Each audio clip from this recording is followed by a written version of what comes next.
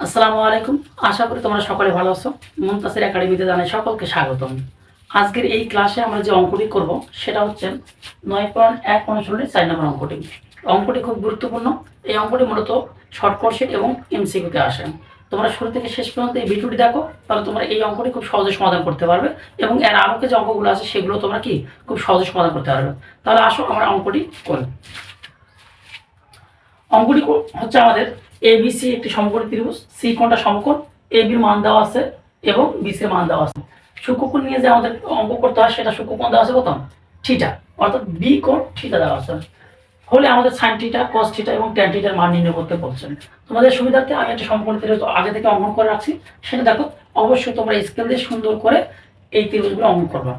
আচ্ছা, এই অঙ্কে আমরা মান এবিসি কিভাবে দেব সেটাও আমাদের গুরুত্বপূর্ণ, কারণ এটা দিয়ে আমাদের অঙ্ক করতে হবে। যেহেতু আমাদের সমকোণ সি, সমকোণ যেহেতু সি, তার মানে এটা যেহেতু আমাদের সমকোণ, এটা যেহেতু আমাদের সমকোণ, তাহলে অবশ্যই এখানে সি দিতে হবে, রাইট? সমকোণ সি, কারণ এই কোণটা আমাদের সমকোণ।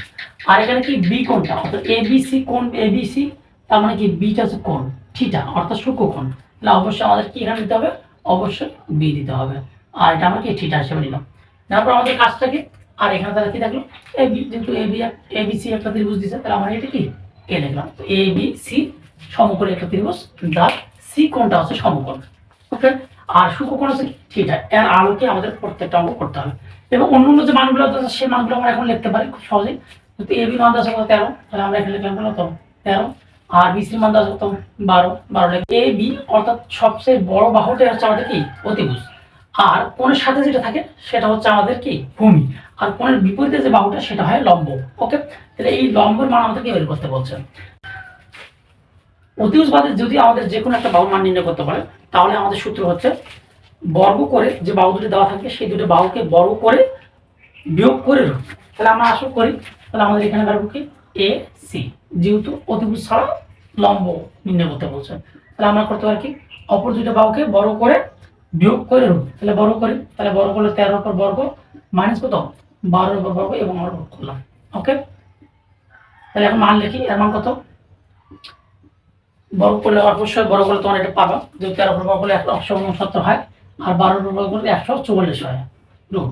তাহলে এখানে কত হলো আমাদের, এখানে এটা বিয়োগ করলে হবে কত 25, তাহলে রুট করলে আমাদের কত হবে 5, অর্থাৎ আমরা এসি মান পেলাম কত 5, ওকে।